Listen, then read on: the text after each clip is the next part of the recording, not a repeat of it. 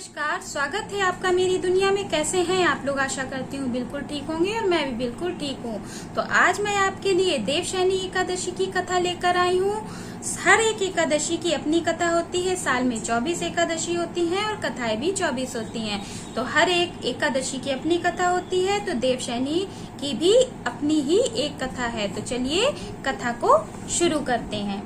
एक बार धर्मराज युधिष्ठिर ने कहा, हे केशव, हे श्री हरि, जगत के पालनहार, आषाढ़ मास की शुक्ल पक्ष की एकादशी का क्या नाम है? इस व्रत के करने की विधि क्या है और इसका क्या महत्व है? तब श्री कृष्ण बोले, हे पार्थ, जिस कथा को ब्रह्मा जी ने नारद जी से कहा था वही कथा मैं तुमसे कहता हूँ। एक बार नारद जी ने इस व्रत को जानने की उत्सुकता प्रकट की। तब ब्रह्मा जी ने उन्हें बताया कि सतयुग में मंधाता नामक एक चक्रवर्ती सम्राट राज्य करते थे। उनके राज्य में प्रजा बहुत सुखी थी, किंतु भविष्य में क्या हो जाए ये कोई नहीं जानता। कौन सा बुरा कर्म आपके ऊपर हावी हो जाए, अतः वे सब इस बात को नहीं जानते थे। तब उनके राज्य में शीघ्र ही भयंकर अकाल पड़ने लगा। उनके राज्य में 3 वर्ष तक वर्षा ही नहीं हुई। इसके कारण पूरे राज्य में भयंकर अकाल पड़ गया। चारों तरफ त्राही त्राही मच गई। हर कार्य बंद होने लगे। धर्म कार्य भी, पूजा पाठ, यज्ञ, व्रत सब बंद हो गए, क्योंकि जब खाने के लिए कुछ नहीं रहा तो पूजा पाठ कहाँ से हो। इन सब से दुखी होकर राजा अपनी सेना के साथ जंगल की ओर चल दिए। चलते चलते वे एक दिन अंगिरा ऋषि के आश्रम में पहुंच गए और उन्हें प्रणाम किया, अपना सारा कष्ट बताया और उनसे प्रार्थना की कि हे प्रभु, कुछ करें ताकि हमारी प्रजा फिर से सुखी हो जाए। मैंने बहुत व्रत, यज्ञ, दान सभी अच्छे कार्य किए हैं, परंतु पता नहीं किन पापों का ये फल मैं और मेरी प्रजा भुगत रही है, अतः समाधान बताएं। ऋषि बोले, इस युग में छोटे से छोटे पाप का भी बहुत भयंकर दंड पड़ता है। वो सतयुग था और सतयुग में जो भी आप पाप करते हैं उसका तुरंत ही दंड फल उस समय मिल जाता था।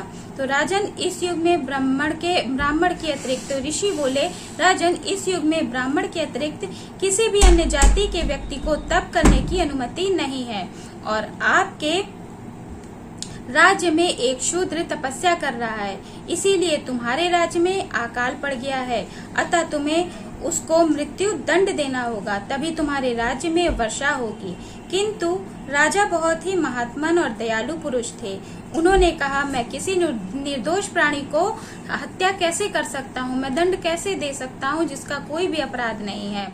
राजन बोले, हे प्रभु, मुझे कोई और मार्ग बताएं जिससे मैं अपने राज्य को अच्छे से फिर से पहले जैसा कर सकूं, सुखी बना सकूं।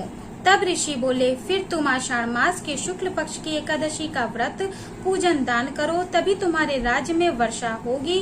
तब राजा अपने राज्य में लौट आए और विधि पूर्वक श्रद्धा के साथ व्रत का पालन किया और राजा के राज्य में खूब वर्षा हुई और राजा, उसकी प्रजा फिर से धन्य धान्य से संपन्न हो गए। इस व्रत का पूरा महात्म्य ब्रह्मवैवर्त पुराण में लिखा हुआ है, तो आप ब्रह्मवैवर्त पुराण उठाकर पढ़ सकते हैं, आपको सब कुछ मिल जाएगा उसमें। और इस व्रत को करने से व्रती के हर एक मनोकामना, हर एक इच्छा पूरी होती है।